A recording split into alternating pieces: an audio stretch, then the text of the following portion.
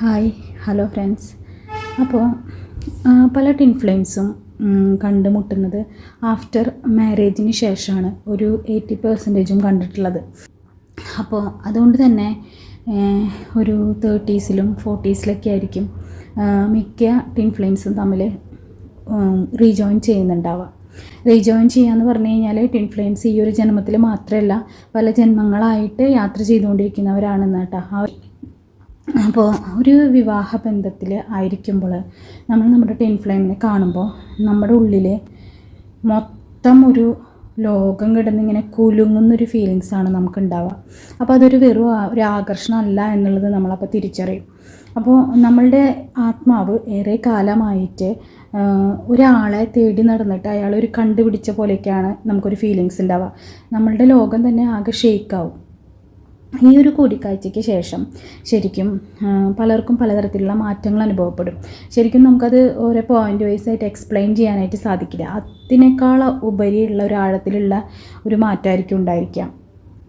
നല്ല രീതിയിലുള്ള സ്നേഹവും ആകാംക്ഷയും ഒക്കെ ഈ ഒരു റിലേഷൻഷിപ്പിൽ ഉണ്ടായിരിക്കും. ശരിക്കും ഇതൊരു ലോജിക്ക് അനുസരിച്ച് പ്രവർത്തിക്കുന്നതല്ല. അപ്പോൾ സാധാരണയായിട്ട് ഈ ബന്ധങ്ങളിൽ ഏറ്റവും കൂടുതൽ കാണുന്നതാണ് ഭയങ്കര കാന്തം പോലുള്ള ഒരു അട്രാക്ഷൻ കാണാറുണ്ട്. അപ്പോൾ സ്വന്തമായിട്ടൊരു ബന്ധത്തിൽ തുടരുമ്പോഴും ഒരാൾക്ക് തൻ്റെ ടിൻ ഫ്ലെയിമിലേക്കുള്ള ആകർഷണം ഒരിക്കലും നമുക്ക് അടക്കി വയ്ക്കാനായിട്ട് സാധിക്കില്ല. അപ്പോൾ നമ്മളിപ്പോൾ ഒരു ശ്രദ്ധ തിരിച്ചു, നമ്മൾ ഫോക്കസ് മാറ്റിയെന്ന് വെച്ചാലും അതിനും സാധിക്കില്ല. അപ്പോൾ അതുപോലെ തന്നെ ഇതിനെ നമ്മൾ ബ്രേക്ക് ചെയ്ത് പോകാമെന്ന് വെച്ചാൽ അതും നമുക്ക് സാധിക്കില്ല. അപ്പോൾ ഈ ഒരു ബന്ധം നമ്മുടെ മനസ്സിൽ, നമ്മുടെ സ്വപ്നങ്ങളിൽ, നമ്മുടെ നിശബ്ദമായിട്ടുള്ള നിമിഷങ്ങളിലൊക്കെ ഇങ്ങനെ പിന്തുടർന്നുകൊണ്ടേയിരിക്കും. എന്തോ ഒരു പൂർത്തിയാകാത്ത പോലൊരു ഫീലിങ്സ്. പിന്നെ മറ്റൊരു അനുഭവം പറയുകയാണെങ്കിൽ അതെങ്ങനെയാണ് നമുക്ക് കാണിക്കാമെന്ന് വെച്ചാൽ ടെലിപ്പതിക്കായിട്ട് സ്വപ്നങ്ങളിലൂടെ സമാന്തരമായിട്ടുള്ള കാഴ്ചപ്പാടുകൾ, അങ്ങനെ പലതരത്തിൽ ഈ ഒരു റിലേഷൻഷിപ്പിനെ നമുക്ക് ഇന്നൊരു സ്പെസിഫിക് ഒരു സ്പേസിൽ നിർത്തിയിട്ട് നമുക്കൊരിക്കലും അതിനെ ജഡ്ജ് ചെയ്യാനോ അല്ലെങ്കിൽ അതിനെക്കുറിച്ച് സംസാരിക്കാനോ നമുക്ക് സാധിക്കില്ല. ആത്മീയമായിട്ടുള്ള ഒരു ആശയവിനിമയം പരസ്പരം അങ്ങോട്ടും ഇങ്ങോട്ടും നടക്കുന്നുണ്ടായിരിക്കും. ഈ ഒരു 3Dയിലല്ലാതെ തന്നെ ഒരു 5D റിലേറ്റഡ് ആയിട്ട്.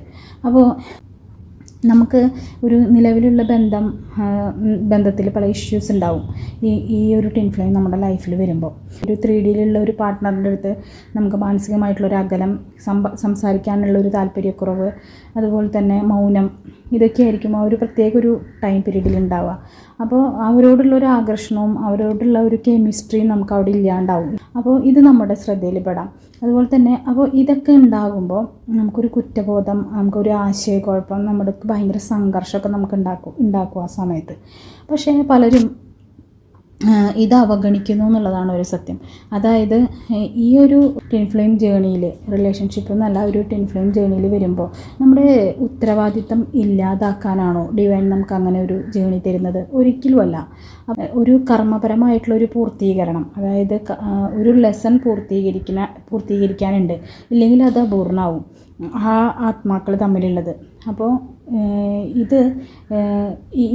ഈ ഒരു കൺഫ്യൂഷൻ്റെ പീരീഡിൽ നമ്മൾ ആവേശകരമായിട്ടുള്ള, അതായത് അയ്യോ എൻ്റെ ടിൻ ഫ്ലെയിം വന്നു, ഞാനിത് റിയലൈസ് ചെയ്ത് കഴിഞ്ഞു, എനിക്കിനി ഇപ്പോഴത്തെ പാർട്ട്ണറോടോ ഇതുമായി ബന്ധപ്പെട്ട കാര്യങ്ങളോടോ യാതൊരു വിധത്തിലുള്ള ഉത്തരവാദിത്തമില്ല എന്നുള്ള പോലുള്ള ആവേശകരമായിട്ടുള്ള തീരുമാനങ്ങൾ എടുക്കുന്നതായിട്ട് കണ്ടിട്ടുണ്ട് പലരും. പക്ഷേ അതിന് പകരം നിങ്ങളിലേക്ക് ഫോക്കസ് ചെയ്ത് നിങ്ങൾ ആ ഒരു ഹീലിംഗ് പ്രോസസ്സ്, എൻ്റെ ഈ യാത്രയുടെ ആദ്യവും അവസാനവും തീരുമാനിക്കുന്നത് ഡിവൈൻ ആകട്ടെ, ഞാനായിട്ടൊരു ഡിസിഷൻ എടുക്കാനായിട്ട് പാടില്ല എന്ന ഒരു ആത്മബോധത്തോട് കൂടിയിട്ട് നമ്മളെ തന്നെ ഒരു സ്വയം പരിശോധന ചെയ്ത് നമ്മളെ മാനസികമായിട്ട് നിയന്ത്രിച്ച് നമ്മളുടെ സ്പിരിച്വലായിട്ടുള്ള കാര്യങ്ങൾ നമ്മൾ ഉയർത്തിക്കൊണ്ടുവന്ന് കഴിഞ്ഞാൽ, അതായത് ഒരു ആത്മസമർപ്പണം പോലെ ഇതിനൊക്കെ കൂടുതൽ ഇമ്പോർട്ടൻസ് കൊടുക്കുക എന്നുള്ളതാണ് ഇതിൽ ചെയ്യേണ്ടത്. അപ്പോൾ സ്വന്തം ബോധവും നമ്മുടെ ഒരു സത്യസന്ധതയും ഉയർത്തിപ്പിടിക്കുക. അതായത് ഒരു ബന്ധത്തിനെ, ഒരു വ്യക്തിയോ പിന്തുടരാൻ വേണ്ടിയിട്ടല്ല നമ്മളെ ഈ ഒരു ജേണിയിൽ ദൈവം നമ്മളെ പഠിപ്പിച്ചു തരുന്നത്. സ്വന്തം ബോധവും സ്വന്തം മൂല്യങ്ങളും സ്വന്തം നിഷ്ഠകളെയും ഉയർത്തി കൊണ്ടുവരാനാണ്.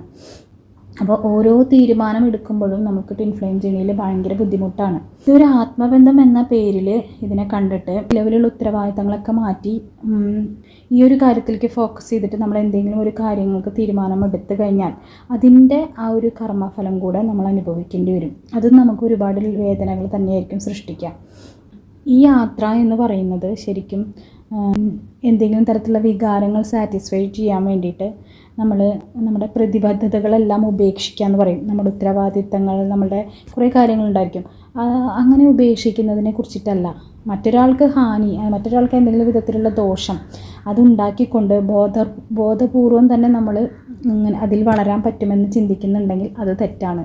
അങ്ങനെ ഒരിക്കലും ട്വിൻ ഫ്ലെയിം ജേണിയിൽ സാധിക്കില്ല എന്നുള്ളതാണ്.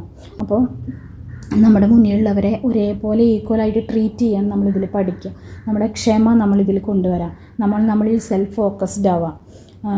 മാരീഡായിട്ടുള്ള പല ട്വിൻ ഫ്ലെയിംസും എടുത്ത് ചാട്ടം കൊണ്ട് പല അബദ്ധങ്ങളും ചെയ്ത് അതിലേറെ കർമാനുഭവിക്കുന്ന എക്സ്പീരിയൻസുകളെക്കുറിച്ച് കേട്ടിട്ടുണ്ട്. അപ്പോൾ ഇത്തരം കാര്യങ്ങൾക്ക് പോകാതെ എല്ലാം ഡിവൈനിൽ സമർപ്പിച്ച് ആ ഒരു ഡിവൈൻ ടൈമിങ്ങിന് വേണ്ടി നമ്മൾ വെയിറ്റ് ചെയ്യാം. ഇതാണ് ഈ ഒരു ആത്മജേണി അല്ലെങ്കിൽ ഈ ട്വിൻ ഫ്ലെയിം യാത്ര എന്നതുകൊണ്ട് ഉദ്ദേശിക്കുന്നത്.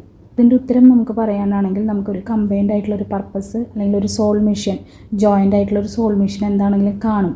മാരേജ് നടന്നു എന്നുള്ളത് കൊണ്ട് നമ്മുടെ ഈ ഒരു ട്വിൻ ഫ്ലെയിം ജേണി അവിടെ സ്റ്റോപ്പ് ആവുന്നില്ലല്ലോ. അപ്പോൾ പലപ്പോഴും ഇതൊരു റിലേഷൻഷിപ്പ് വൈസ് ചിന്തിക്കുന്നതുകൊണ്ടാണ് നിങ്ങൾക്ക് അങ്ങനെ തോന്നുന്നത്. അപ്പോൾ ട്വിൻ ഫ്ലെയിംസ് തമ്മിലുള്ള ആ ഒരു എനർജി ഒന്നാകുമ്പോൾ ആ ഒരു ഹീലിങ്ങും സ്പിരിച്വൽ അവൈക്കണിങ്ങും നമ്മൾ മുഖാന്തരം ഇപ്പോൾ മറ്റുള്ളവർ ഇൻസ്പയർഡ് ആവുക, നമ്മുടെ ക്രിയേറ്റീവ് സൈഡ്, നമ്മുടെ സോഷ്യലായിട്ടുള്ള സർവീസിങ്ങിൻ്റെ കാര്യങ്ങൾ, ഇതൊക്കെ ഒരു കമ്പൈൻഡ് ആയിട്ടുള്ള ഒരു പർപ്പസ് എന്ന് നമുക്ക് പറയാം. നിങ്ങളതിനെക്കുറിച്ച് ഓവർ തിങ്ക് ചെയ്യേണ്ട കാര്യമില്ല. അപ്പോൾ മാരീഡായ ഒരു ട്വിൻ ഫ്ലെയിംസിന് പർപ്പസ് എങ്ങനെയൊക്കെയാണെന്ന് ചോദിച്ചു കഴിഞ്ഞാൽ ഫിസിക്കൽ റിലേഷൻഷിപ്പ് ഇല്ലെങ്കിലും ഒരു മിഷൻ ഉണ്ടാകും എന്നുള്ളതാണ്. ഒരു എനർജറ്റിക് ലെവലിലായിരിക്കും ആ വർക്ക് നടക്കുന്നുണ്ടാവുക.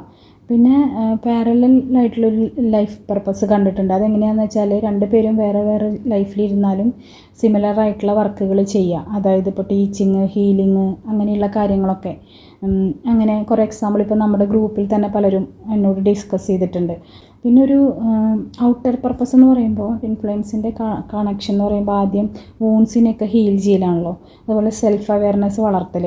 അപ്പോൾ ഇത് തന്നെ പിന്നീട് പർപ്പസായിട്ട് മാറുന്നത് കണ്ടിട്ടുണ്ട്. അതുപോലെ തന്നെ ഡയറക്റ്റായിട്ട് ഇമ്പാക്റ്റ് ചെയ്യും ചില കാര്യങ്ങൾ. അതായത് ഇപ്പോൾ ഒരുമിച്ച് ഫിസിക്കലി ചെയ്തില്ല എന്ന് വെച്ചാലും ഒരാളുടെ ഗ്രോത്ത് മറ്റയാളെ പുഷ് ചെയ്യും. അത് ഒരു മാരീഡ് ട്വിൻ ഫ്ലെയിംസിനെ സംബന്ധിച്ചിട്ട് അവരുടെ കമ്പൈൻഡ് ആയിട്ടുള്ള പർപ്പസ് ആക്ടിവേറ്റ് ആകുമ്പോൾ ഇതിൻ്റെ ഒരു കാര്യങ്ങൾ എങ്ങനെയാണ് വരികയെന്ന് വെച്ചാൽ സിമിലർ ആയിട്ടുള്ള ഒരു ഇൻട്രസ്റ്റ് സഡനായിട്ട് രണ്ടുപേർക്കും വരും. അതുപോലെ തന്നെ സെയിം ഐഡിയ, സെയിം ഇൻസ്പിറേഷൻസ്, അതുപോലെ തന്നെ ഹീലിങ്, ഹീലിംഗ് ഫേസൊക്കെ സ്ട്രോങ് ആവും അവരുടെ. അതുപോലെ തന്നെ ഒരു മറ്റുള്ളവരെ സഹായിക്കാനുള്ള ഒരു മൈൻഡ് അത് നല്ല രീതിയിലേക്ക് വരും. അപ്പോൾ സിമ്പിളായിട്ട് പറയുകയാണെങ്കിൽ ഒരു റിലേഷൻഷിപ്പ് വൈസിലല്ലാതെ ഒരു എനർജി അലൈൻമെൻറ്റിലാണ് പർപ്പസിനെ കുറിച്ച് നമ്മൾ ചിന്തിക്കേണ്ടത്.